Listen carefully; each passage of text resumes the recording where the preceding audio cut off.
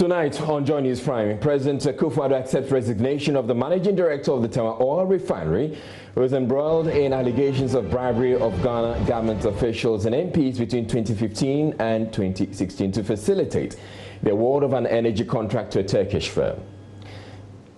4 more people die from cerebrospinal meningitis in the Upper West region, taking the death toll to 40. Suspected cases of meningitis stood at 258, of which 40 persons died.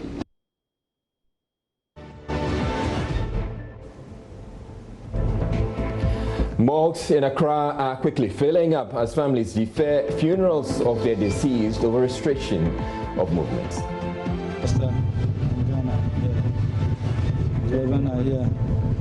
A big funeral for him, because a lot of pastors will be coming, a lot of churches will be coming, and everybody have to be there. We have to testify, you know, something must be done.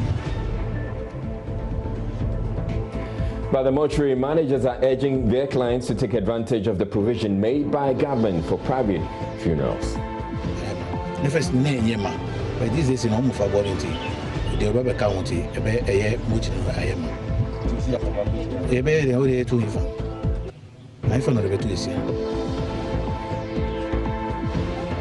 And in business.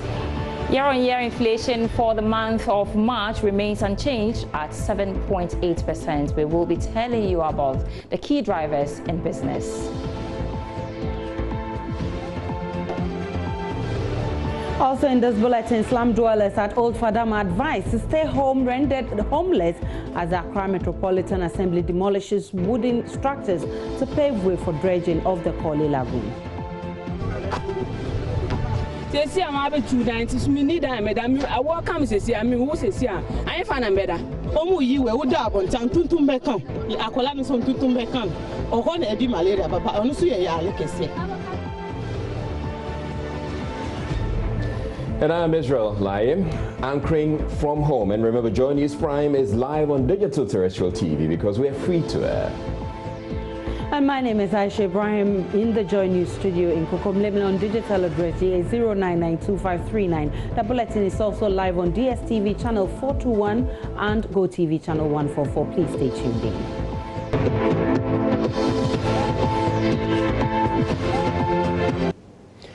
In our very first story, the managing director of the Tema Oil Refinery, Asante Berko, has resigned.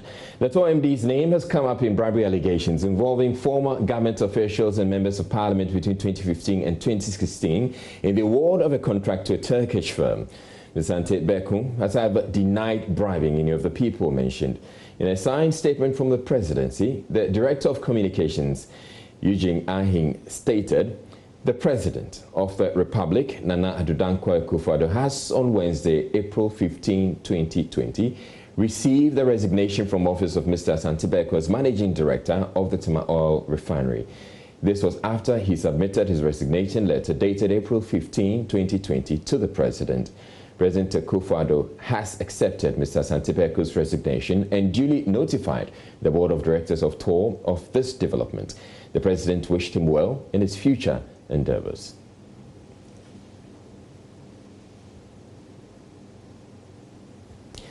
Minority Chief Whip in Parliament Muttaka Mubarak has meanwhile denied claims in a U.S. Securities and Exchange Commission document that MPs were bribed to facilitate a power deal for AXA Energy. Mr. Mubarak, who was a member of the Energy Committee of Parliament in 2015 that first approved the deal, says not a dime was paid to anybody. He tells Joy News calls for a parliamentary probe is in the right direction, but says that will be a difficult task to undertake because of Asante Berko's denial. No, definitely. No member of parliament in this house will hear such a story and not get worried. What is relieving is that the gentleman himself, I've heard, is repeatedly said that I have not bribed any parliamentarian. You know the things that happen in our country. Sometimes things happen, like judges will tell you. Someone goes to see the clerk at his office, and then it's assumed that the judge has been seen. You being a reporter from Parliament, someone comes to see you, and he assumes that he has seen your editor. Those things happen. So for me, the big relief is that the gentleman is saying that, no, I have not bribed Parliament. So, but there's cause for worry. We need to begin to improve the way we do things, because especially, you see a number of times the way some of us keep raising concern, even when we're in government. You want to stand down all the orders and do it. Oh, we have deadline. No, we should begin insisting. If you want it early, come early. Because this rushing, all of it give credence to this kind of suppression. Because if the thing comes and you go to look at the Hansard, a lot of the orders were stood down to do it under a kind of certificate of urgency. What was urgent? Why not take your time to do more scrutiny?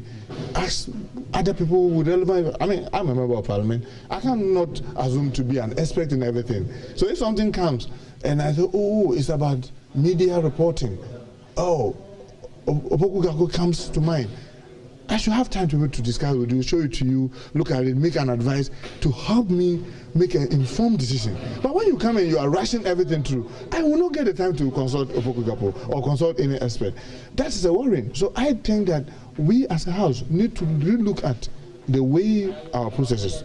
Admittedly, all of us try to abuse it. When I say all of us, I mean government after government. I've been in this house since President Kufuor, and you always see last days. You've been reporting now. You see last days, then they keep packing. Remember the last meeting, before the last but one, before the Christmas. You just be there 11 p.m., they lay something, in 20 minutes they say the account will report. And this is almost $1 billion. That's a Kwalogo thing, you remember?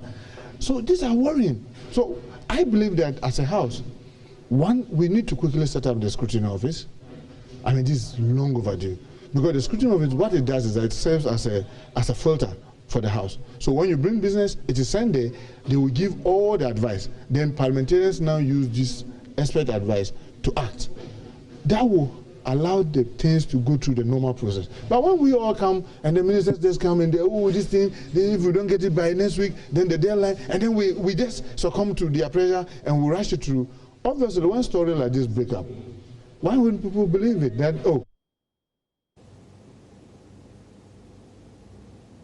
Joining us on Skype right now is Benjamin Boakye. He's the Executive Director of the Africa Center for Energy Policy. Thank you very much, Mr. Boakye, for making time to speak with us. Now, you've been following this conversation for a while now. Now, Mr. Asante Beko has resigned. Is that enough?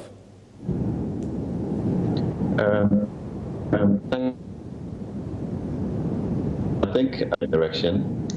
We were expecting that to happen.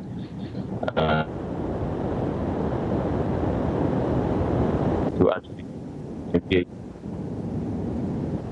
Can you hear me? Hello? Yes, I can hear, though quite faint, but please speak. Right. Okay. So I think it's in the right direction because you need time to exhaust the court processes, and given the state of thought, the country cannot afford an absentee leader in that organization, and therefore, for me, that is the right direction, and we can look into the future to see how Ghana can begin to re-examine the whole package around the deal, and see how we can, if possible, get value for Ghana. Now, you just heard Mr. Muntaka Mubarak speak about it, and he's indicating that if the man who's said to have paid the bribe says, I didn't pay any bribes, then it makes it really difficult for whoever is going to investigate to embark on such a task. Absolutely. It makes it much more difficult, but it doesn't mean that we don't need to investigate. And as I've said on your other platforms, the investigation can be at various levels. Civil society can do their own work, gathering more evidence. The media, I'm sure some of you will be interested in digging deeper. And Ghana's security agencies may also be interested in liaising with Security and Exchange Commission in the U.S. To actually what evidence they have, that collaborate the claims. So this is just the beginning. Sure, as the case evolves, all of us will be apprised with what necessary steps we can take it makes it difficult for you to just hook on to the testimony of Mr. Beko at this point because he has denied it. But we need to gather more leads. We need to collaborate more to see how we could bring this case to finality. Now, Mr. Mubarak also brought up the issue of these bills being rushed through Parliament. Do you agree with him that's one of the issues that can encourage corruption or doesn't enable them to do enough due diligence on these bills? I think it's not an excuse. Parliament, operates with its own rules. Parliament is an organ of state, independent, supposed to be independent of the executive. So to say that the executive is giving you pressure to do your job is not an excuse. We vote for the president differently and we vote for parliamentarians differently.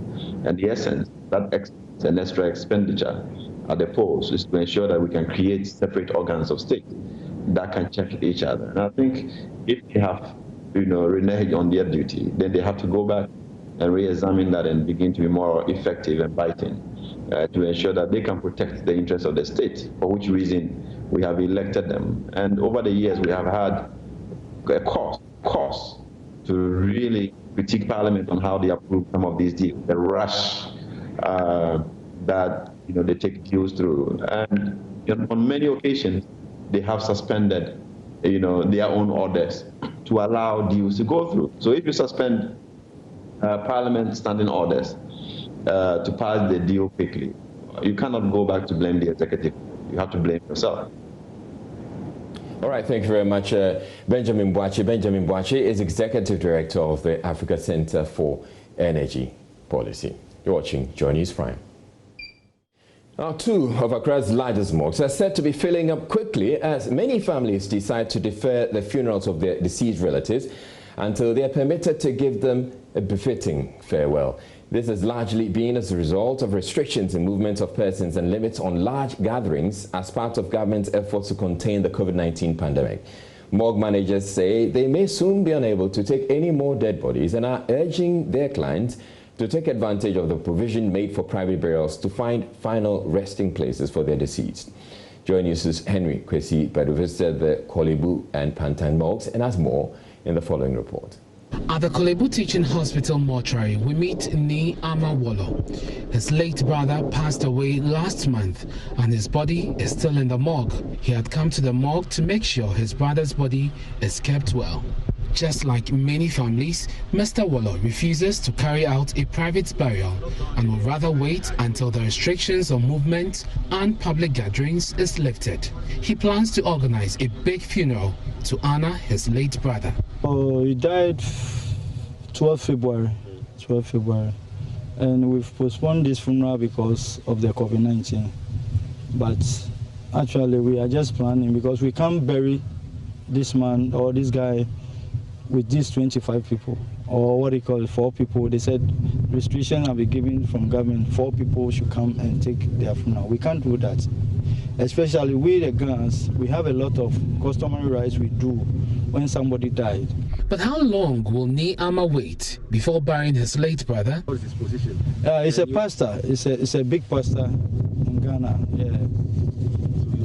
Yeah. A big funeral for him. Because a lot of pastors will be coming, a lot of churches will be coming, and everybody have to be there. We have to testify, something must be done. We can't bury him and then later. But when he's buried, I don't think anybody will come to the funeral because all of them are afraid of this COVID-19, the virus. So I don't think we can host any of these things. So we are just waiting. The story is not different at the Pantan Hospital. Thomas Ewuku has been working at the morgue for 27 years. He tells me there's never been a time that the morgue has been so full to capacity. Well, almost first now every week in your bodies, Namoko. And I said, and the area by an anti-Grofobri and to me Baba body. First no now you're by an animal way, so Umufano Baku. But almost lockdown a bemono. Obia should say obey Africa because we bank run massa almost coffee. Into almost so on before body, into a body no head. also. Oh, we know.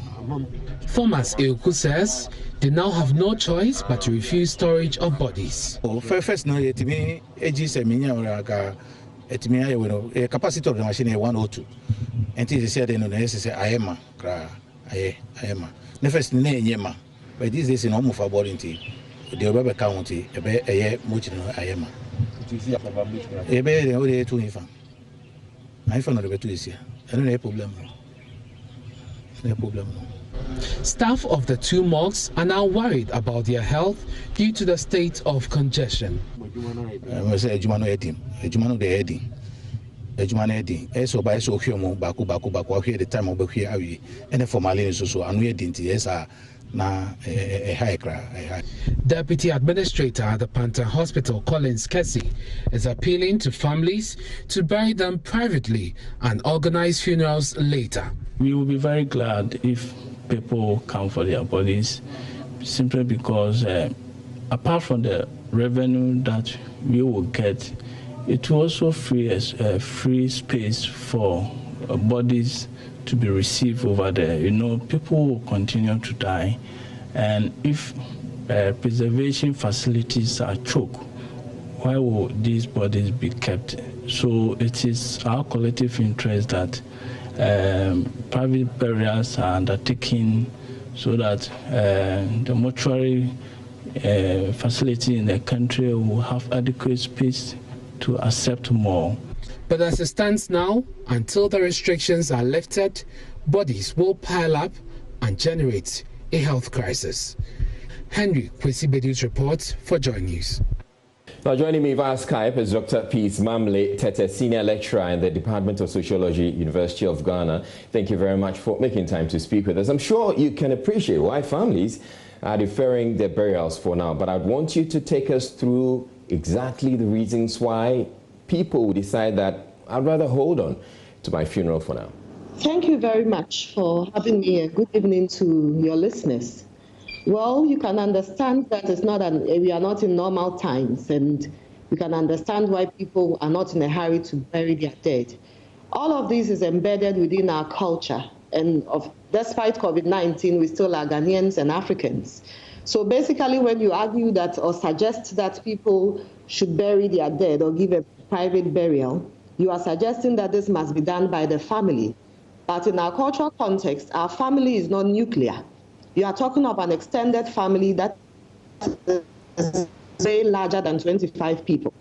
And so if you are talking, and these are family members that you also have obtained through marriage. So in many traditional areas during funerals, you find that in-laws have to perform certain rites to honor the dead. So when you talk of a private burial, who are these members who would constitute the 25? If you talk of our various families, even just from one side, you would have more than 100 people. So that's one of the major considerations. And the rites that needs to be performed, you need some elders to sit in, say some Ebusiapenin. The Ebusiapenins usually don't live in the urban areas with us. So you have an Ebusiapenin in your village somewhere who in these times perhaps cannot journey to the city to sit in and get this private burial done. So some of these are some of the challenges. In any case, it's also suggested that people need closure. You do funerals so you can obtain closure. And there are people whose relatives are outside the country, or even when they are in Ghana, they are in the regions. And once they don't see the body, psychologically, they do not get closure to feel that the person has really departed and is not here. But typically speaking in sociological terms, our worldview is that the world is made up of the living, the dead, and the yet to be born. And so when the dead people die, we go through all these rites of passage. Of course, let's start from birth. When a person is born, we welcome the person in a glamorous way. In the same way, when the person dies, we have to give the person a befitting burial. In our culture, funerals are sometimes not done for children, or when the person dies, what we call a bad death, or what I can say, atofu, or when the person, or maybe through accident or maternal mortality. In some areas, funerals are not organized. But when the person has died of natural causes and the person has lived well, you don't bury the person with, excuse my language, like a chicken, like we say in Akan, you have to give the person a befitting burial. Yeah. And funerals are also opportunities Dr. for socialization. You raised some very valid arguments, especially because of our societal context. Yes, but we are not in normal times, as the president has said a number of times. So I missed that. How do we go about it? Well, at this point, I'm saying you raised some very valid arguments. The way to go is especially because of our societal context about why we can't just bury the people that way. But I'm saying we're not in normal times. How do we go about it? There isn't an easy way out. And I think that the only way we can get people to agree to go this way is to engage them. Maybe let people see what's happening in the morgues like you are rightly doing. Let people appreciate that the times are changing. And of course, we say that culture is dynamic. We can't say that this is how we've always done it. Of course, we understand why people want to wait, but culture is dynamic. And as the times change, we should be open to changing with the times. And the only way we can achieve this is when we engage people and let them appreciate the times we are in. Because the question is, if COVID is going to go on for the next year, we all don't know. Are we going to keep our dead in the morgue for a year? Of course, we know in situations where people have kept bodies for far longer. But as the congestion increases, there's likelihood that these bodies may not be well preserved. And so it's about education, engagement, and getting people to appreciate the exigencies of the time. Dr. Tetteh, if people are unwilling to compromise, would you or do you foresee a situation where government could come in and say, for instance, we're forcing mass burials? I would not subscribe to mass burial. Perhaps what I would say is that families should be told that we should give people timeline. So if you've had your body in there for more than, say, 2 months or 3 months, we could start getting people to take their bodies out for as long as the bodies have been in there. But mass burial would really not go down with a lot of people. Of course, as we talk about these things, let's put ourselves in the shoes of that. If it were me, would I want my mom to be buried in that situation or want any relative of mine? So in as much as we are preferring these solutions, we must also put ourselves in the shoes and see that if it were my situation, would I have wanted it that way? So it's about, like I've said, engaging people and saying that, okay, if your relative has been in there from last year, we have to get out all bodies that have been in there from last year. And so phasing it out gradually, but after we have engaged the families to get them to understand. All right. Thank you very much, Dr. Peace Mamle Tetteh. She's a senior lecturer in the Department of Sociology at the University of Ghana. Over to you, Aisha. The Ghana Health Service is asking metropolitan, municipal and district assemblies in the central region to further engage communities earmarked to host COVID-19 isolation centers. This, it says, should help resolve conflicts with members of the communities who are against the move. The region currently has quarantined 273 people, with 84 of them being fishermen who returned from neighboring countries days ago. At a regional briefing by the Regional Health Response Team, the regional director tasked them to assure the community folks that such an exercise will not endanger their lives, but rather protect them against the pandemic. Richard Kwejanyako has more. Over 10 communities in the central region have so far staged a series of protests against the setting up of isolation centers.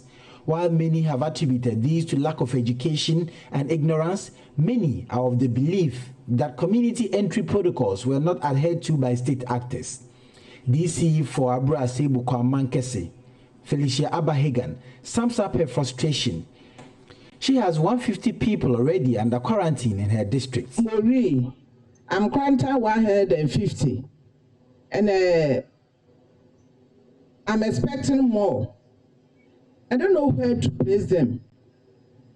I'm having a very strong challenge in the district because even before this, Abrodunko, they made a demonstration that I'm sending some people there.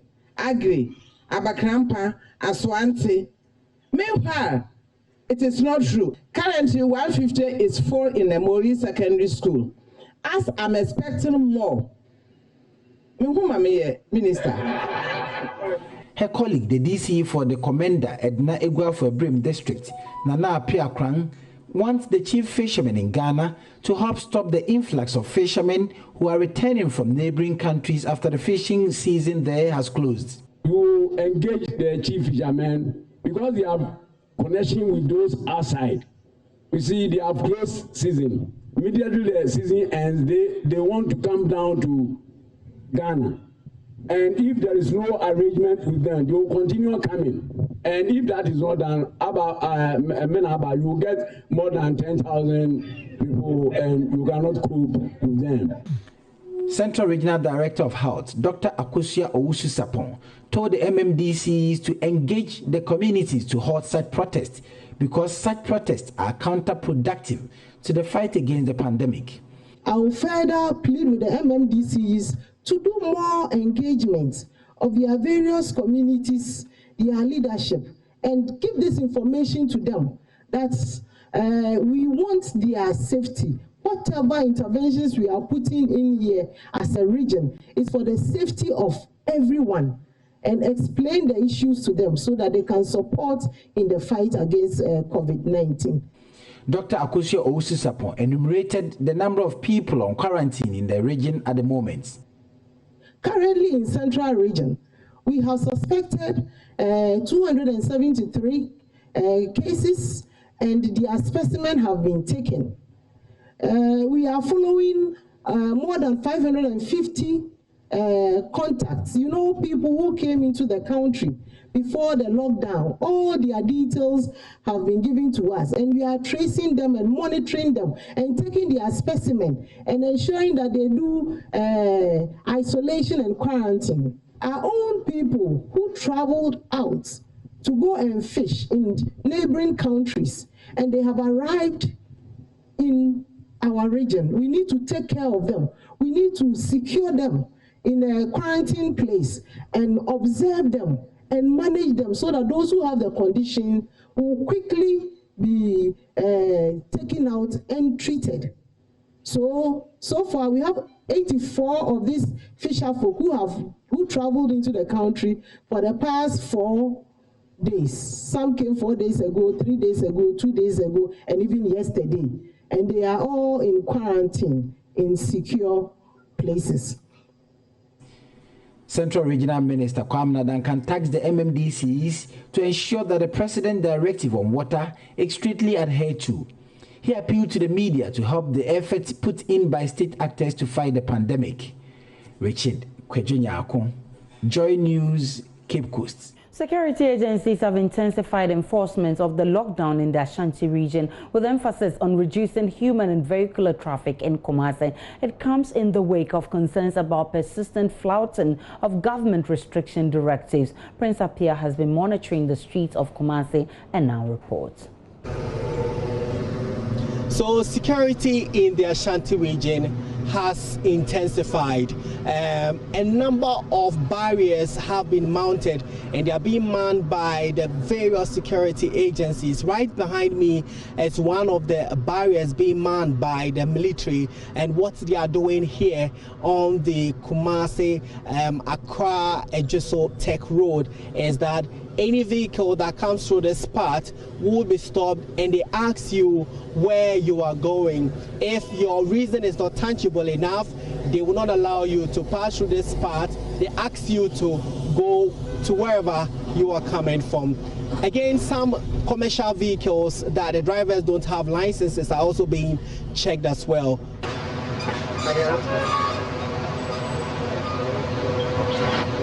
This is the Santasi roundabout. Police personnel have all day stopped many motorists from going to the Central Business District without tangible reasons. As stern as they have been, some of the drivers will spend time trying to justify why they should be allowed passage.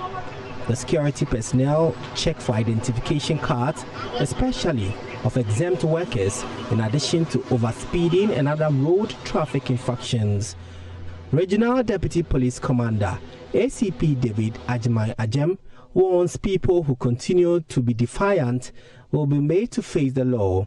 Things he said was that he wasn't happy with the way recalcitrant people are making this operation difficult for everybody. And so, yes, we need to step it up and let people understand that we all have to stay at home. I mean, I think the watchword is that we need to stay at home. We need to ensure that people are tested and then treated as it were. And so, yes, I think it is right that we step it up. And I'll take this opportunity to advise everyone out there that will let the law take its course. And so please, let us all stay at home and let us all be safe. Snap checkpoints have been increased across the city. All major routes leading to the Central Business District from KNUST Junction, Abuabo, to Abepo Junction, soldiers and police await commuters.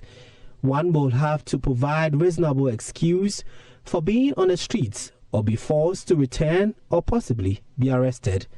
So my name is Prince Apia reporting from Kumasi.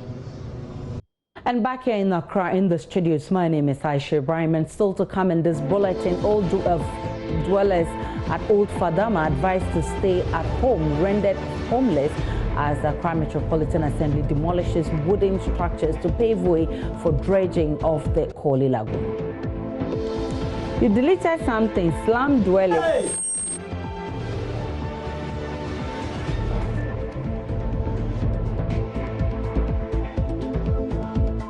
Me need madam. I walk come say I mean who say I fan and better. Omu yi we would up on town tutum become. I call me some tutum become. Or one be malaria, papa. Honestly, I look at see. We are back shortly with business.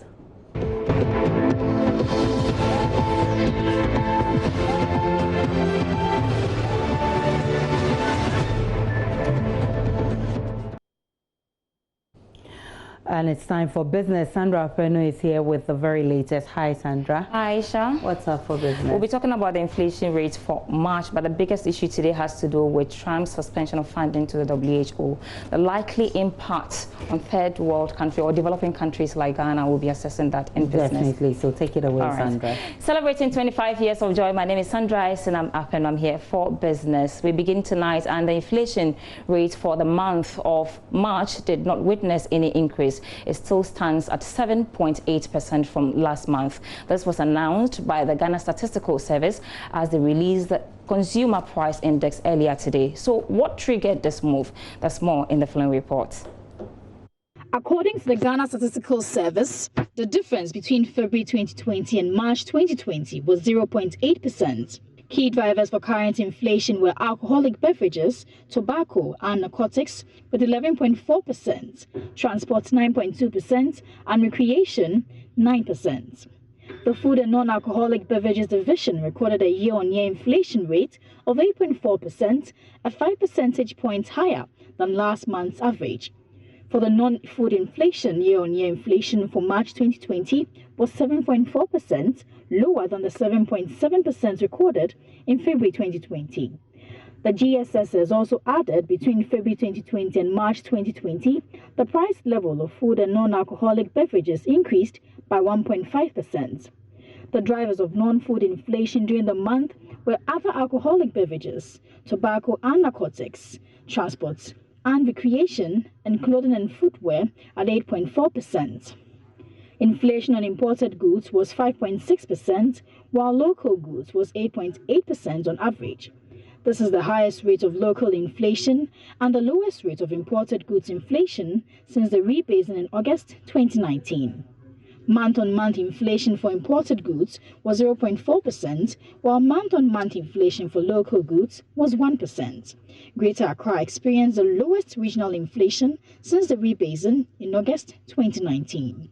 issue now, the U.S. President Donald Trump has suspended funding to the World Health Organization. Mr. Trump has accused the health body of covering up coronavirus outbreak and also failing to adequately obtain, vet and share information on the pandemic, being the largest contributor to the WHO. How is this likely to impact efforts to contain the fight against coronavirus globally, COVID-19? So I will be engaging a health economist shortly on this development. But first, let's take a look at the funding of WHO by member countries. And you can see on your screens right now, if you see that graph there, the member states funding for the WHO. US, I said earlier on, is the largest. And if you look at the figures, it's 22.0% for the US. And then that comes up with 12.0% from China. And then Japan contributes about 8.6% to the World Health Organization. Germany follows with 6.1%. And so the rest of the world, all the member states, contribute about 51.3%. And last year alone, we are told that US contributed about $400 million towards the WHO. So, like I said earlier on, how is this likely to impact the of WHO, especially when we are having a global health crisis? We've been speaking to a health expert economist on this development. What is critical is that we have two main streams of income for the WHO. We have the access contribution, which is a measure, is what every member state contributes, which is a percentage of their GDP. Now, the second part is donors and partners contribution, sometimes which is also voluntary. This comes from foundations, charitable organizations, business communities and stuff. All of these are aimed at supporting the strengthening of health systems across the globe. So what contribution the U.S. gives is not only to help the U.S. itself, but to help the entire world. Now, the annual contribution, I think, is 40% of the annual budget.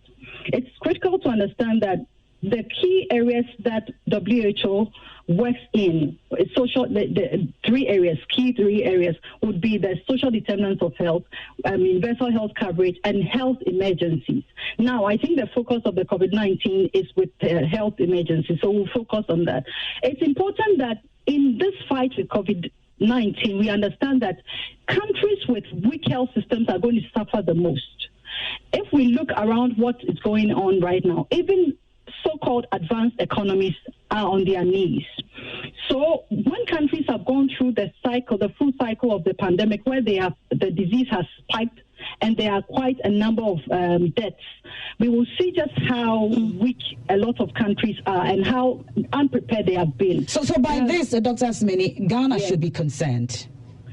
I think that, yes, we should be concerned, but we should not feel hopeless. Let me tell you why. If, let's say, the U.S. takes away its 40%, of course, it would also affect our bottom line 40% less of what our health system, what WHO Ghana would have, right? So, but we also always, every government that has come with our health budget, we have a deficit. And the deficit is covered by our development partners and the donor community. So, for instance, we have the COFI, USAID, the JICA, World Bank, DFIDs, who also make up for the deficit in our health budgets, okay? So, if, for instance, we are going to have a shortage from the World Health Organization, which supports us with technical assistance predominantly and some financial support, I think not very significant financial support, but the capacity building aspect is very critical in a fight like this. Okay. So that was Dr. Abena Asmani, and speaking to my colleague MFR Powell earlier during the day. But Bill Gates says halting funding for the Health World Organization during a world health crisis is as dangerous as it sounds. And the WHO itself has been responding to this development, describing it as unfortunate. The United States of America has been a long-standing and generous friend to WHO, and we hope it will continue to be so. We regret the decision of the President of the United States to order a halt in funding to the World Health Organization. with support from the people and government of the United States, WHO works to improve the health of many of the world's poorest and most vulnerable people. COVID-19 does not discriminate between rich nations and poor, large nations and small. It does not discriminate between nationalities, ethnicities, or ideologies. Neither do we. This is a time for all of us to be united in our common struggle against a common threat, a dangerous enemy. So we certainly wait to see what the U.S. will be doing in the coming days, especially when the WHO has asked them to rescind their decision. Away from that, the annual Workers' Day celebration, May Day, has been suspended. More on that in the Business News Summary. Ghana Trades Union Congress (TUC) has cancelled this year's May Day celebrations in compliance with the restriction on movement in parts of the country. According to the TUC, the celebration initially scheduled for Friday, May 1, 2020, will no longer come on as planned following a ban on mass gatherings.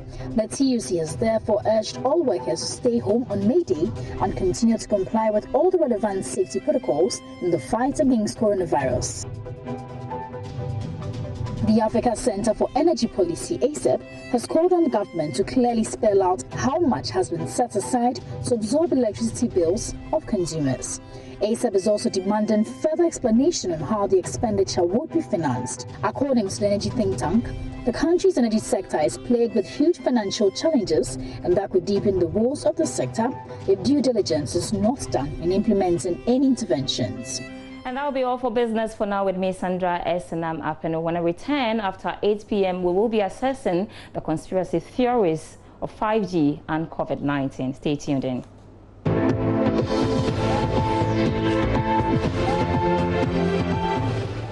Welcome back to Joy News Prime Time now for Showbiz, and Becky is here with all the latest. Hi, Becky. Hi, Aisha. Lady in flowers. Well, woman in black. How you doing? I'm you look good. very good in black. You too. You're looking beautiful, Becky, as always. Thank you so much for saying very good what things is Gloria Safa bringing to us? Being a while I heard from her. Gloria started something. I don't want to be biased. We've had lots of challenges going on during this COVID season, and Gloria Safa also started something together with actress Beverly Afaglu, and I think it's something that we all should, you know, pay attention to. So let's take that challenge. We'll be back.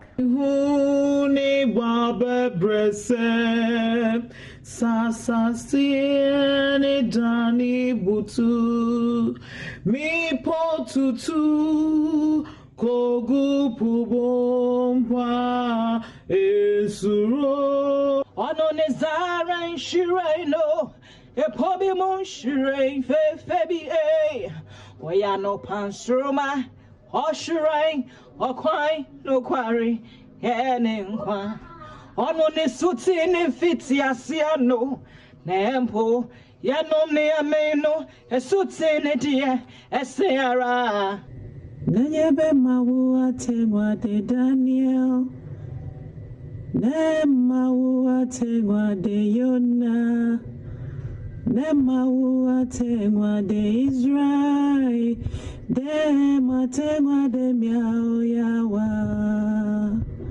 Ayi,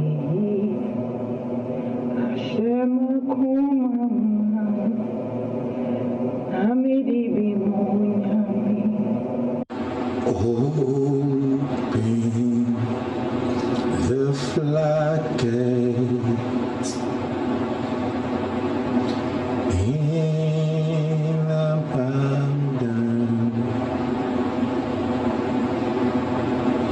and cause your rain. It's not bad. That's not bad, but I must say some of them have terrible voices. But you know, you forgot something. Yeah, you didn't acknowledge Uncle Laye. Now he's your uncle, right? The person that will be looking Uncle, how you doing? It's now your uncle. I'm well, Can you Becky. finish? Can you finish the praises and worship for us? I'm asking you to join well, the challenge. I could try something. Please do. Are you ready for me? Yes, please. Aninye baja wonlo. Woja won ko. Okay. Aninye baja wonlo. Woja won ko. Okay. Keji amo mowo afi mowo awojata abuya mipo. Woye jilo woja won ko. And it's a God song essentially saying that. Yes, thank you. Are you going to worship idols? And he said, no, we're not going to worship idols. Even Becky, if you bind us and you put us in the lion's den, we're not going to worship. You should have wrapped it all with thank you for the word so sweet. With an ever version. Where is your ever version? There was an ever. Yours, Becky, please. I'm not an ever, you know that. Okay. But I now you're fancy, right? Let's not talk about that. Gloria actually was explaining to us earlier what inspired the decision to bring out this particular challenge. It was one fine day that the wife of Stonebwoy, I mean, Dr. Louisa, Mrs. Beam, actually threw a challenge of Stonebwoy's new song and video, Understand, to me on Instagram. So she threw the challenge to me, and I also did same and threw it to, to subscribe and throw it to other friends. So I did that and challenged Beverly Afaglo and a few of my colleagues as well. So when Beverly saw the challenge, she brought up an idea and said, well, thank you so much, Gloria Sappho. We really appreciate you. It's not let's bad talk at about all. somebody who has been training the whole of yesterday. Okay, so but I haven't heard from her after her since her wedding. Fela Makafui. Definitely, good to hear. Is now a musician. Okay. Don't you think she deserves an applause? Let me hear her sing first. Yeah. So she's released Over. Let's take Over if we have that. It's shout out to my sweet husbands. I love you. Sorry, I'm gonna be, you know, say forgive to them back to back, you know. You treat me like something. My body, you treat me like something. My name is Fela Makafui. Over. My name is Fela Makafui. Fela. If it is for yours, come collect. If it is for you, come for yours. But this one is I can do. My name is Aisha Ibrahim. So I don't know why a lot of people on social media, they're like, oh, I mean, some the comments that actually got me was when somebody said that we should apologize to Emilia Broby. For what exactly? Yes, I'm surprised, but for dissing her, because I mean, people say she had a terrible voice when she did that music. But of course, if you listen to Fela Makafui, yeah, you should apologize. But do you know that she's released a new one? Well, I don't know about that. Well, that's it. Fela. Pilolo Records. Yeah. She just released this one, No Size. Came in just this evening, 6 p.m. Yeah. Hear the bank and hear them all. Hear the bank and hear them all. I just want a Rari and a coupe. Can't nobody tell me what to do. I don't give a about your crew. I don't give a about your crew. Minute size, minute size, minute size. No size, no size, no size, no size, no size, no size. Me a size less. No size, no size, no size, no size, no size, no size. Me a size. Becky, why? I know, right? This is fantastic piece. I don't know why you people. Well, I must say, I mean, comparing her voice to that of Emilia Broby. Oh, Aisha, okay. That's no two ways about it. That's okay, that's your opinion. Uncle. Well, maybe she computerized her voice. Oh, why? No comment. It's a fantastic, but the first one actually, the Over song, apparently was a diss song to Sister Deborah. Are you aware? God, I'm tired of Deborah and Fela Makafui. Let's look at Kofi Mole is also being around. Yeah, I mean this lockdown. I don't know. This has to end. No, but hold on, Becky. Yes. If you're saying that it's supposed to be a diss song, then I want to comment. Because you don't do a diss song the first one is supposed unless to be you a diss can song. really sing very well. The first one. Over. Yeah. Okay. So you're trying to diss somebody who can sing really well. Better than you. It means your game must be tight. Well, she didn't come out to say that she was dissing anybody. It's, you know, but you read Ghanaians, we love. But you read meanings in so. Of course, and I'm just, I can say it's a diss song, but that was a song that. Okay, but Kofi Mole, let's congratulate him. He's doing a lot for his community, and he's been sharing that with us here. All right, Becky, we'll get to hear what Kofi Mole has been doing probably tomorrow. That'll be it on Showbiz. Thanks so much for coming. We love you. Why did we go to 8 for those of you watching on Joy Prime? The news continues on Joy.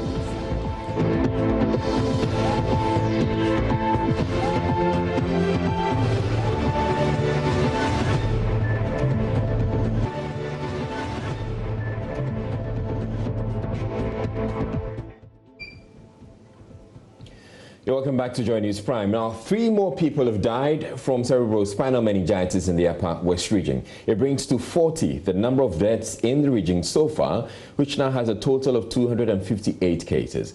Upper West Region Minister Dr. Hafiz bin Saleh disclosed this at a news conference in Wa, from where Joy News' Rafiq Salam reports. Visible worried Upper West Regional Minister opens up to the media on the COVID-19 pandemic and cerebrospinal meningitis (CSM). The letter has claimed 40 lives in one of Ghana's poverty-stricken areas, a figure which is far more than the fatalities recorded in Ghana's COVID-19 pandemic. As from 1st January 2020 to 12 April 2020, the cumulative suspected cases of meningitis stood at 258, of which 40 persons died. The case fatality of meningitis in the region is pegged at 15.5%, which Dr. bin Saleh described as unacceptable. I am happy to announce that the government, World Health Organization, and other donors have sent down the following logistics to help combat meningitis in the region. 1. 7,500 vials of ceftriaxone. 2. 1,100 infusions. 3. 5 packs of Pastorex. 540 vials of ceftriaxone from philanthropists. I am therefore assuring you that there are enough drugs to help manage and test meningitis cases. The press conference comes amid growing criticism of the region's handling of the COVID-19 pandemic, labeling the leadership as not proactive in release of results of new cases. He explained that it is not a dereliction of duty, as many of the criticisms suggested. I wish to explain that due to the exigency of the situation now, sample results are announced at the national level by the National Coordination Team through the Ministry of Information press briefing. Dr. bin Saleh then turned his attention to the new 6 confirmed COVID-19 cases in the region.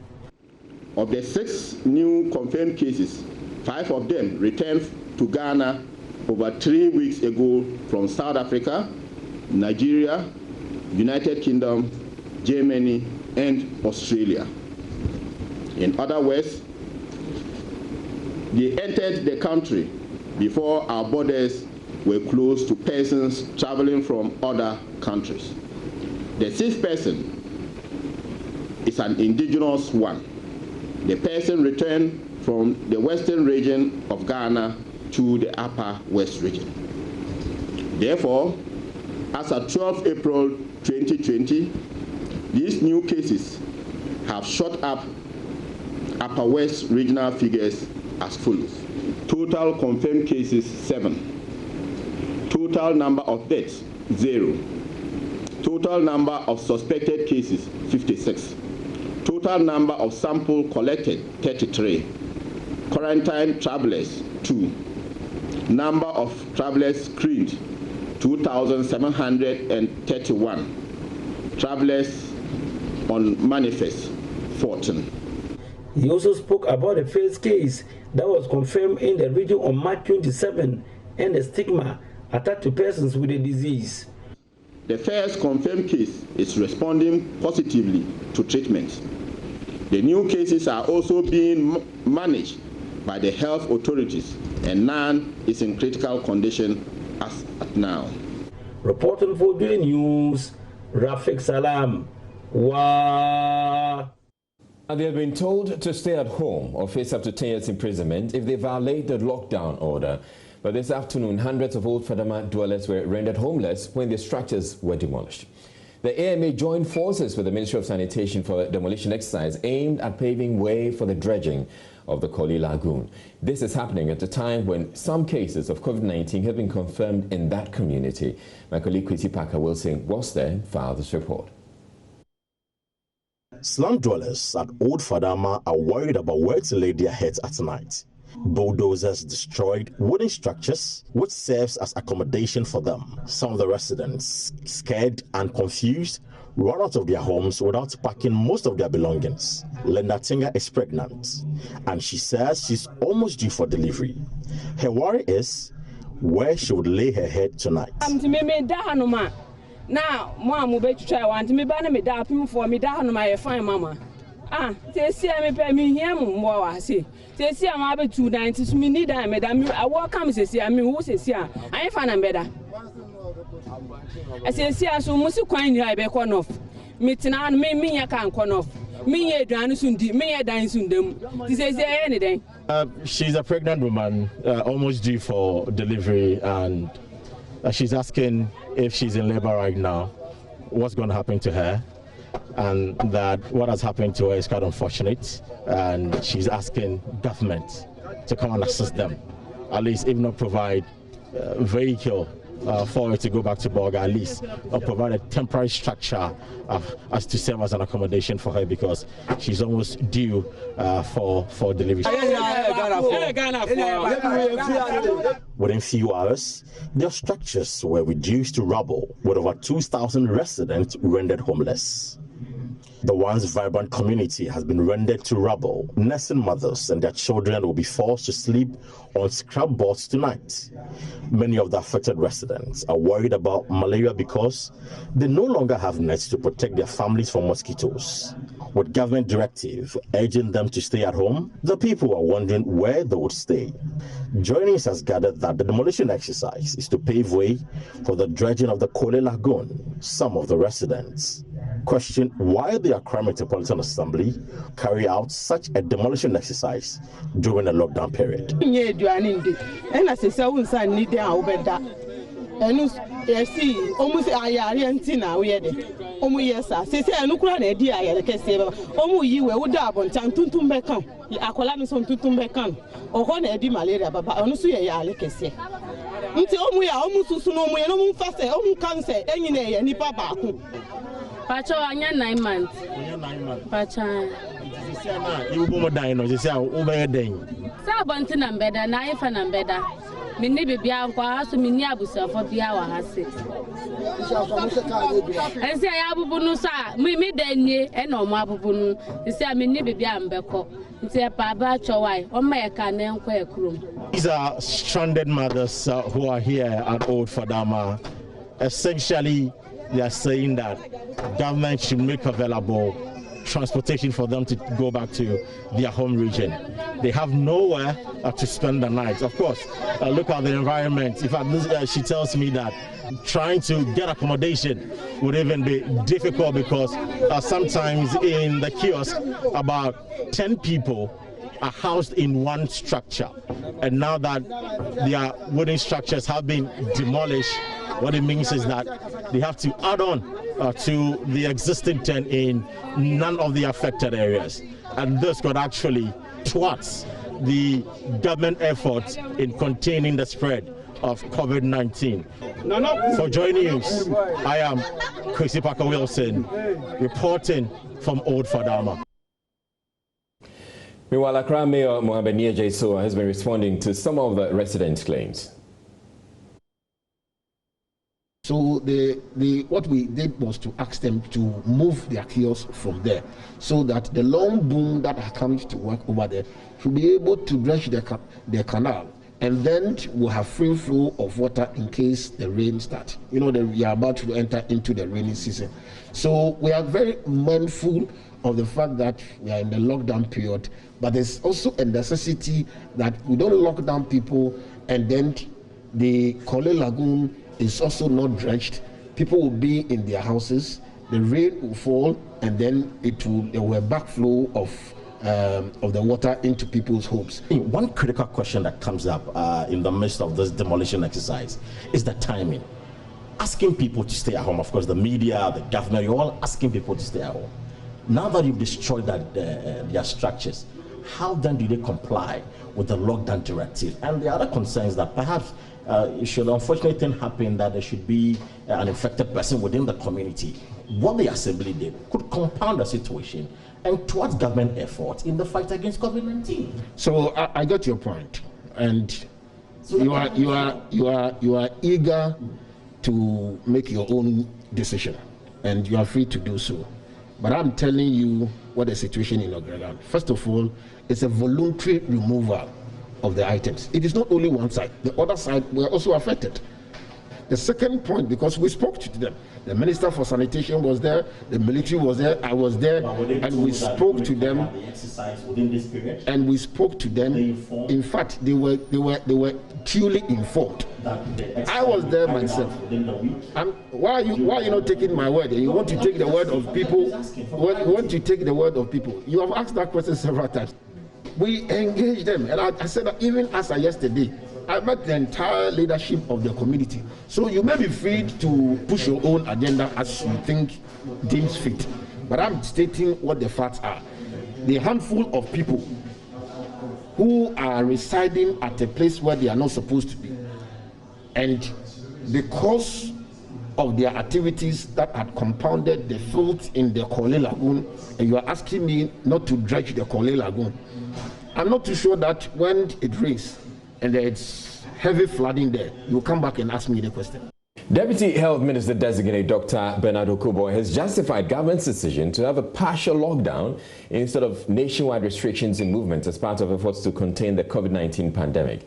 He says the graph of cases is actually declining and not increasing. He explains a more appropriate picture of how well the nation is doing must factor in the number of recoveries and deaths. He says the additional numbers that have sent Ghana's case count to more than 600 are not necessarily new cases, but samples taking as far back as March. We realized that almost every country, including China, they didn't take every action on day one. They monitored the curve and immediately came in with harsh actions like closing Hubei or Wuhan down.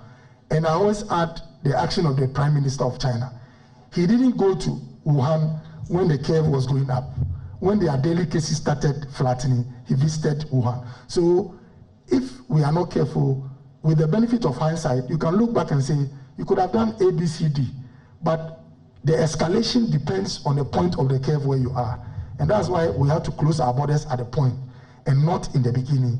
But we started taking temperature. And I'll not mention her name, but there is a senior journalist in this country who said the measures she witnessed in Ghana were way stricter than in other countries. So we are not doing badly. We escalated our interventions based on what we've seen. Retrospective assessment we can always do, but I wish we would complete the war and then we can always go back. We end this month and enter into May.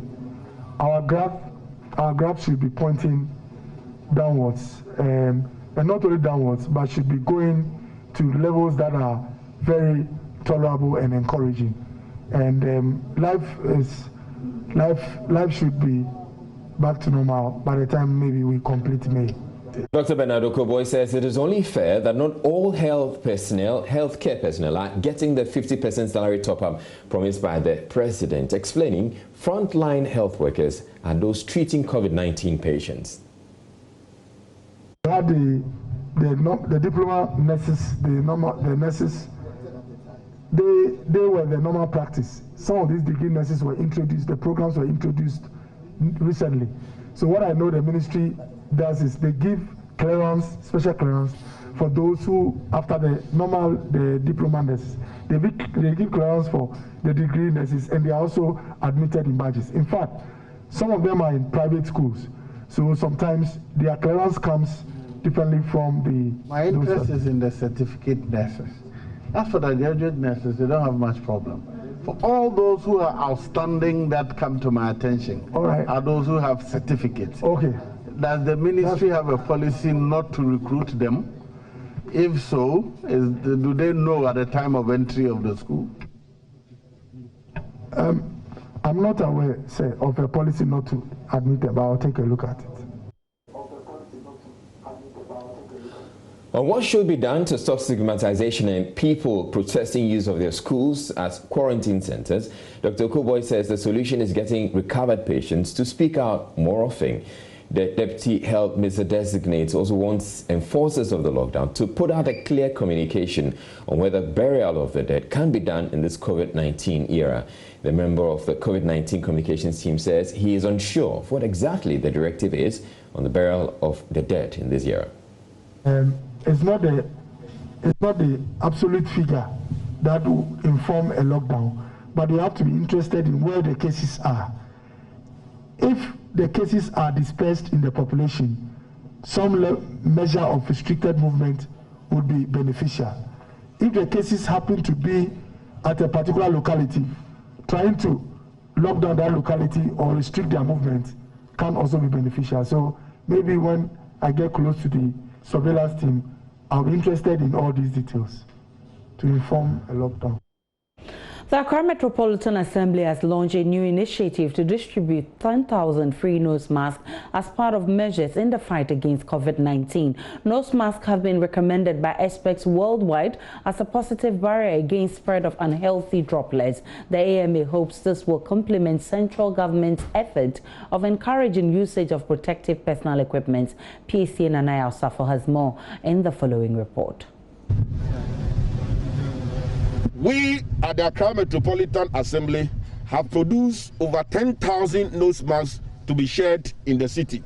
Over 6 boxes full of nose masks are expected to be distributed into various communities under the Accra Metropolitan Assembly free of charge. The mayor assured protective personal equipment will also be provided to essential workers to promote optimum public safety. We've had truck drivers, we've had fisher folk, we've had market traders, we have had security operatives that are all been embraced, and they've taken pictures and they are endorsing the Wear Your Nose campaign. So we'll be doing a lot on social media. And in Accra Central, for instance, our major constituents are the market women and then the truck drivers or the commercial drivers. So largely we're going to focus on them. Then as well in our coastal communities, where it's more of a dormitory town, we're going to reach out to them as well. He encouraged all residents in Accra to make use of nose masks. We are not encouraging the use of medical nose masks because that is meant for the frontline health workers, and it is important that we keep that very in mind. And that is why we are recommending the use of cotton and all kinds of materials that will prevent the spread of the disease through droplets in case somebody coughs or sneezes accidentally in front of you. We must make sure that everybody in Accra uses the nose mask as you step out from your house, or as people come even to your house and you are engaging them in your house. Also at the event was Trashy Bags, a recycling company that now produces nose masks to aid maximum public health in the wake of the global pandemic. The company donated 200 nose masks to the AMS new campaign for all residents to use nose masks. Abolua Elvis is the assistant director of Trashy Bags. And we are not doing what we were doing before, so we just decided to start making face masks to help with this. So when the mayor mentioned that, we said, yes, starting with our own country, Ghana here, we can be a big contribution. So the minimum production that we just kick-started and had was 200 face masks, which we donated for the purpose of the launch of this program. PSC Nanaya Osafo, Joy News. It was all joy at the University of Professional Studies, Accra, when the institution received a new ambulance as part of efforts to combat COVID-19. The donation was made by Access Bank Ghana, which is currently also projected its staff as ambassadors of healthy living within times of the coronavirus pandemic and beyond. There is more in the following report. As part of efforts to support the global fight against the novel coronavirus, Access Bank Ghana has donated an ambulance to the Medical Directorate of the University of Professional Studies, Accra. The donation, which took place on Thursday at the campus of the university, was in fulfillment of a long-term commitment to the institution. Handing over the keys to the university, the divisional head of retail banking at Access Bank, Mr. Stephen Aban, said his outfit and UPSA have remained strategic partners for years. A relationship which has grown from strength to strength. As a bank, we do a lot of corporate social responsibility, and supporting the health sector is one of the key pillars. So we have had a long relationship with UPSA. They are a very, very strategic partner of the bank, and we believe in giving back to the society. We know UPSA has a large student population. They also have a large staff base, teaching and non-teaching staff. We believe the clinic hospital they have here needs an ambulance to serve the whole university community. So as a bank, we believe this is a token of to signify the relationship we have with the university community. He said it is in this vein that the bank decided to fulfill a long-standing promise to its partner in the wake of the COVID-19 pandemic as part of the bank's corporate social responsibility initiatives. We believe in giving back to society, he said. We know UPSA has a large student population and a large staff base. We therefore believe the clinic they have here would need an ambulance in order to serve the whole university community. The Vice-Chancellor of UPSA, Professor Abednego Fehi Oko-Amate, expressed his delight at the gesture and thanked the management and staff of Access Bank. We have come full circle. And in the days of Corona, we are glad to announce that Access Bank has truly delivered. They kept their promise, and we are excited about it.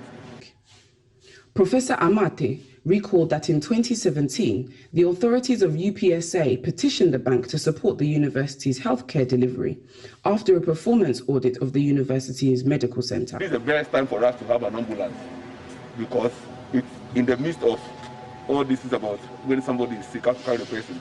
We know, of course, UPS will be spread. There will be no coronavirus here. We know for sure. So we are happy and we are receiving this on behalf of the university community. Even though, by the grace of God, no UPSA staff or student will contract the COVID-19, it is imperative we take precautionary measures. Professor Oko-Amate assured the donors that the ambulance will be put to effective use. Access Bank, more than banking. That's all watching Joy News Prime. We'll be back with more after this.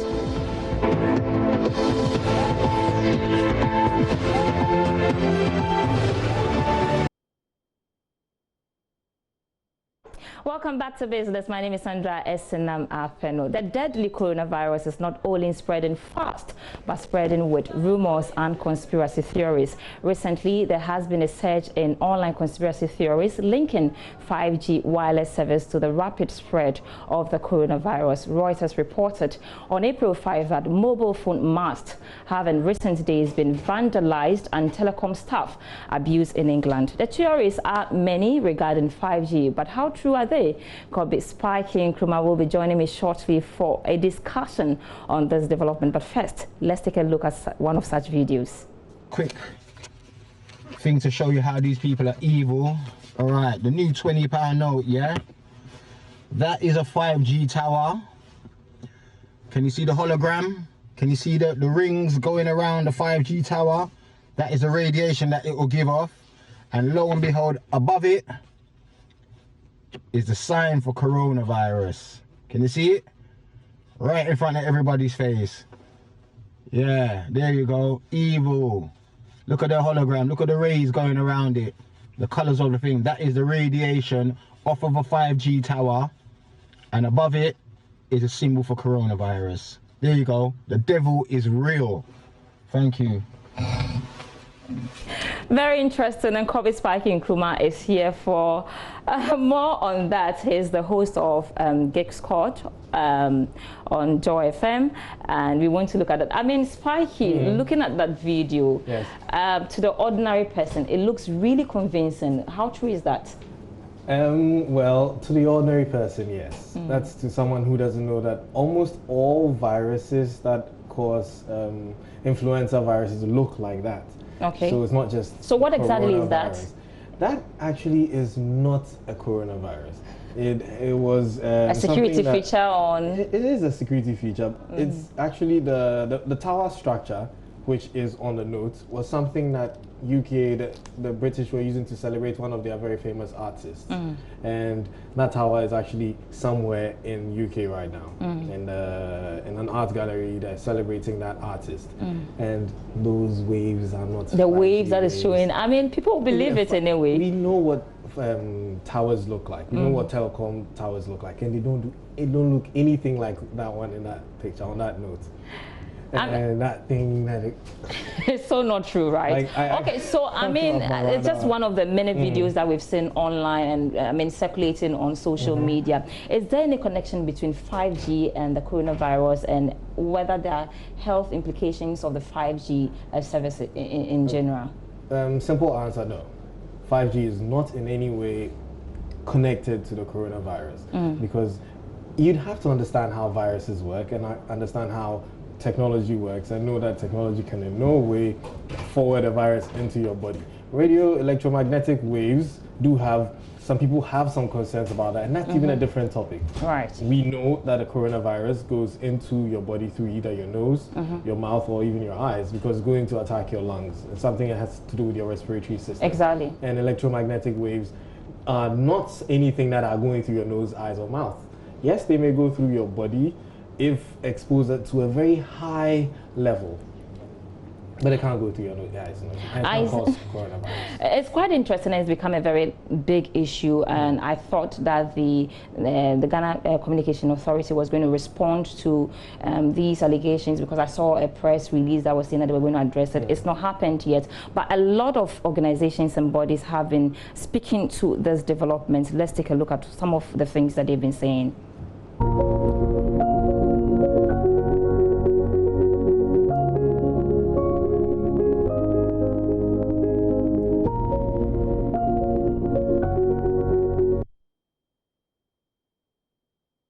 The exposure to wireless technology with negative health effect. That's coming from the World Health Organization. And then also this coming from the Global System for Mobile Communication, that's the GSMA. And it said the 5G story is complete and utter rubbish, nonsense, and the worst kind of fake news, coming from the director of the GSMA. And then they said they've also condemned attacks against mobile phone masts in the UK, for instance, that we spoke about earlier. And then this is from the British National Health Service. They say claims is complete and utter rubbish, that the theory is based on nothing. There are no indications from scientific studies that 5G or any other G affects the immune system. That's from the British National Health Service.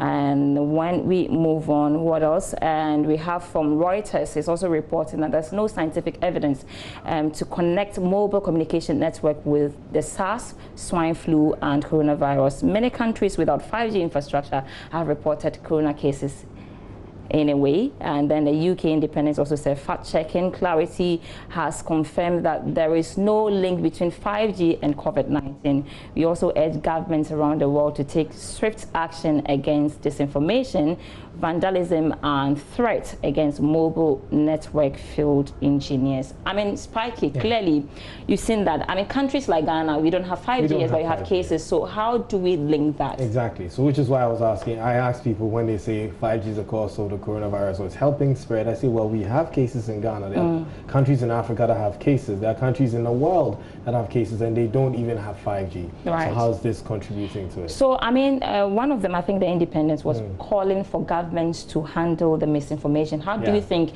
we can handle that? And does the telcos themselves also have a role to play in this? Well, indeed, they do. It's a it's a serious case because in some countries like England, where there's vandalism on mobile network equipment, like masts, where people think these masts are 5G masts and they're vandalizing them and they're threatening mobile network engineers who are installing these things that, hey, you guys are the ones making us sick. And so, and I saw a video where a woman was actually reproaching a man who was doing his job, that you do know these things are going to make us sick. And I'm like, really? I saw a lot of them. I mean, it's a serious issue. I think in the coming days we're going to see more, but now you know that there's no link between the 5G and then also the coronavirus and Spiky, any health matter at all. Spiky has been telling us. Grateful for your time this evening, Spiky. And then to the commodity market now, and crude oil is back under $30 per barrel. The details in the commodity news.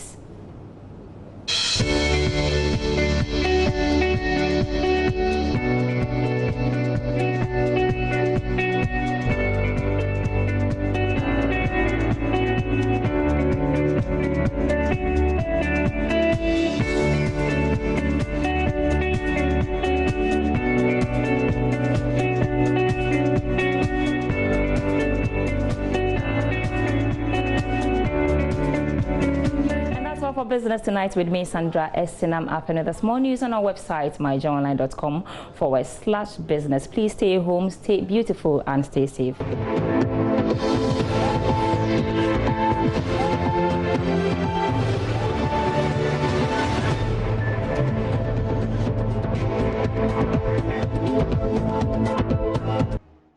Thank you for staying with us on Joy News Prime. I'm Gary Al Smith, and this is The Sport. Now, over the last couple of days, we've got several questions on our social media platforms asking us to explain what exactly is going on with Asante Kotoko with two major transfers. One be the Emmanuel Clottey issue that has led to FIFA saying that if they don't pay a certain amount by the 10th of May, they'll be relegated and go into the second division. And also the one involving their Burkinabe star, Sonny Yakuba. Well, we'll take the Sonny Yakuba one first for today, and my colleague Benedict Owusu gives us a background to how he has become a free agent and why his deal to Medeama did not happen.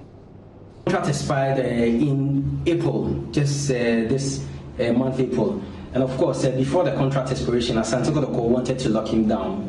They wanted to extend the deal. So they started talks with the player, but his demands, he was demanding $150,000 for a one-year contract. And the management of Asante Kotoko thought that, that was outrageous. That was too much money for Sonny Yakuba to be asking from the team for signing a one-year deal. So they couldn't reach an agreement. And if you remember very well, before the league was sorted, Coach Maxwell Kennedy was not selecting him for matches, and he was asked. And he explained that they had to sort out his contractual issues before he can put him in the squad.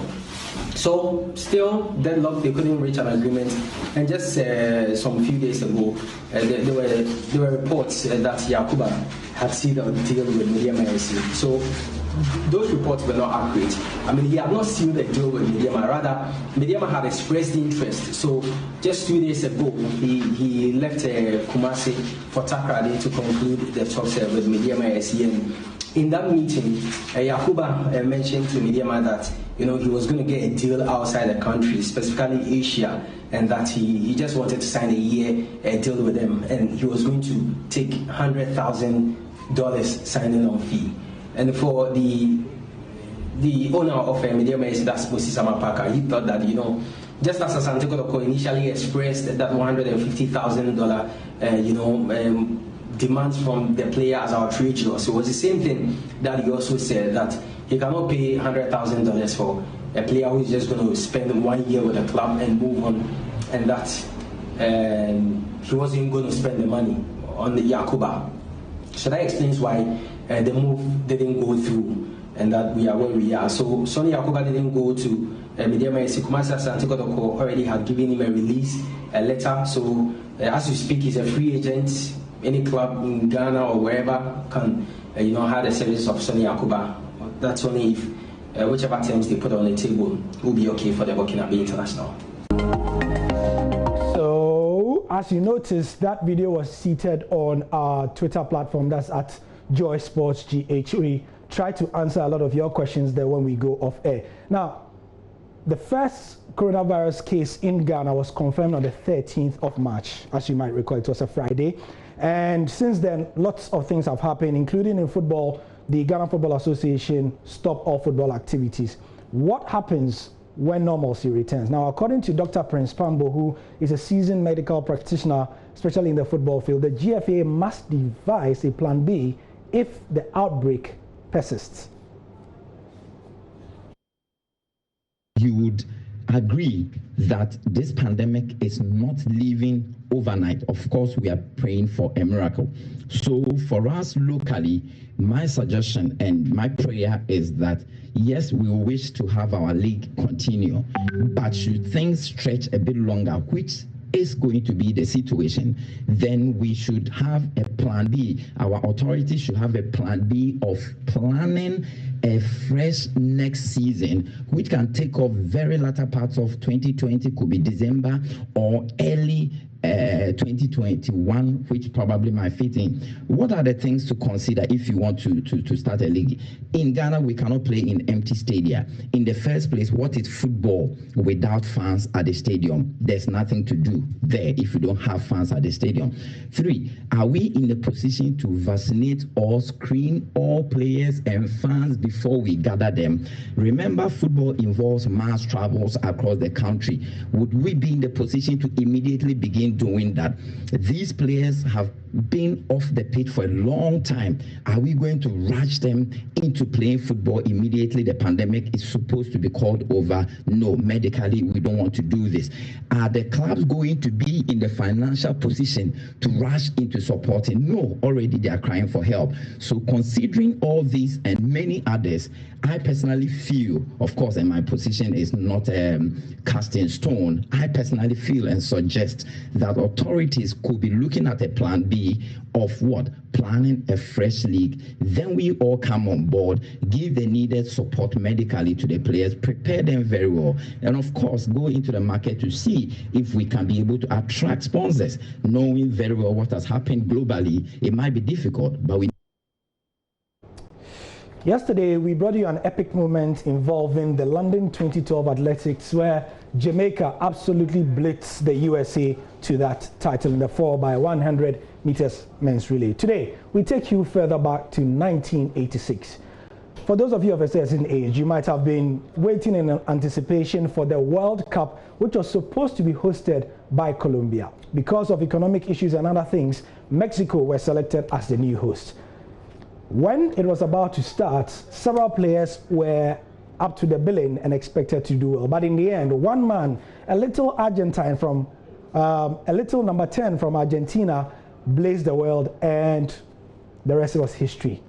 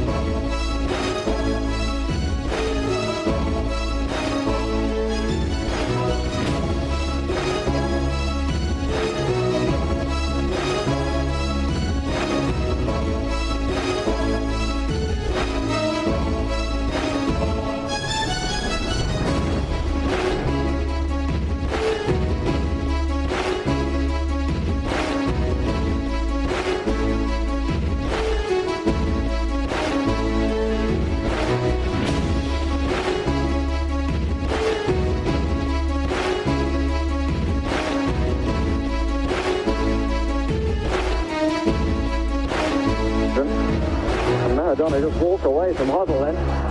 Valdano, Hodge and Maradona! They're appealing for offside. The ball came back off the foot of Steve Hodge. And that ball was played through to him, but here's Maradona again. He has Buchaga to his left and Valdano to his left. He won't need any of them. Oh, you have to say that's magnificent. There is no debate about that goal. The incomparable Diego Maradona. In 1986, he scored 5 goals and had 5 assists, and he was on top of the world. All right, so Gary, you recall you posted this photo of yourself where you were wearing shorts in the studio. Yes, I did. One guy actually came on under that post. Yeah. And said, I probably... You had your bed, and I said you had your bed near you. Maybe wearing pants. Yes, I mean, yes, not yes, wearing yes. anything short. I recall. Okay, so this trip, I got the team here, Tosh and Daniel Mensah. They took photos of me, which I've put on the Joy News Facebook page. So you can check them out. I don't wear shorts, and I dress properly. I see. So this is the set. This is what it looks like. We're looking like here right now. Fantastic. So they can see that I'm not wearing shorts. No. But my photo with the shorts is not suitable for television, so we are not going to show that on television right now. Certainly not suitable for television, but I'm sure a number of them have seen them. Oh yeah, on social media. Yeah. So that's about it for the sport. Yeah.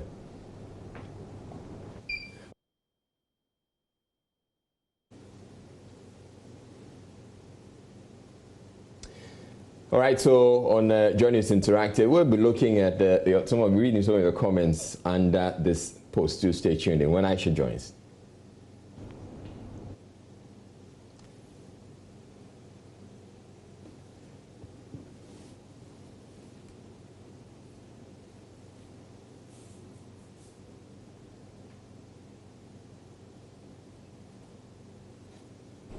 And time now for the interactive segment, and like Israel said, we'll be reading some comments under that post. Of course, today you also have the Accra Mayor demolishing the structures of some slum dwellers at Old Fadama who have been complaining about where they will be sleeping as the president is asking them to stay home. We posted that also on Facebook, and we also had the mortuary people, the morgues, saying that they're overwhelmed with bodies that people have left there waiting for the COVID-19 pandemic to be over before they bury them. And we also posted that has generated a number of comments. Let's start with this one. Sogbe Kluji says, does this make any sense? So activities and programs of this government is never coordinated. Government says one thing and governmental department or agency is doing directly contrary to what it says. What a sad corona era to live in as a Ghanaian. Sami Beku says, if someone is pregnant, so what? Situations does not need explanation or descriptions about oneself. The people there have been notified more than 9 months now to vacate the place to allow the contractors to work. What has this got to do with the coronavirus pandemic? Please, you must not hide behind the pandemic and do otherwise. Come on. Ademola Kojo says, by this time you are demolishing and you told them to stay home. May the gods of our land... Okay, that's a bit too harsh. Amos Asamoah says, all because of MPP and NDC. Ralph Ferguson says, finally, the work has been done successfully. Suzy Obin says, whilst the building around the Central University stays abandoned. Kakra Gezi says, AMA should find shelter for them as early as possible. We are in hard times. And Benedict Ohinewa in Shiraba says, who sent AMA mail? That person who instructed them is very wicked. And Emmanuel Owusu says, you call it a vibrant community. Mark Adavi says, one person's foolishness has rendered hundreds homeless. Kofi Finn is a good exercise though, but at the wrong time. And Jerry John Akpabla says, oh, so where will they sleep in this difficult period? Mahamudu Bilal says, government people is asking people to stay home, and the same government demolishing people's houses in Ghana. Mami Abna Edu says, so which intelligent person did this? The president says people should stay home. This is their home, and you go and demolish it. Oh, there be. We know they sell common sense for markets indeed.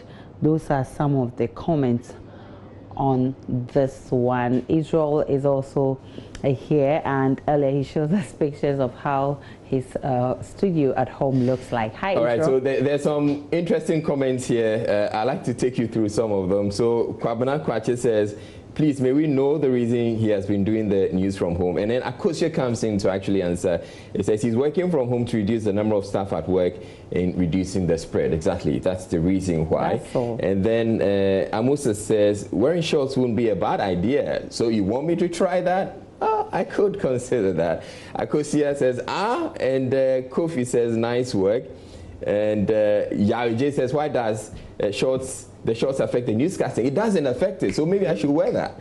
And he says, we have this guy. Okay, so Kujia says, even if the allegations are true, I doubt any sane man will still wear the shorts when pics are being taken for evidence. Okay, but I'm here with the team, so I'm not going to be doing that. And so Michael Oteje says, so it's only shoes he doesn't wear. Really? Really? Can you see that I'm not wearing shoes? All right, but you can still send in your comments.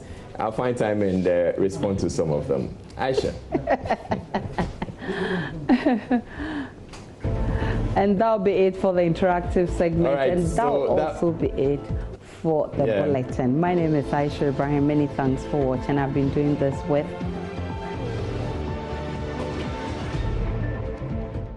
for watching too. Have a good night.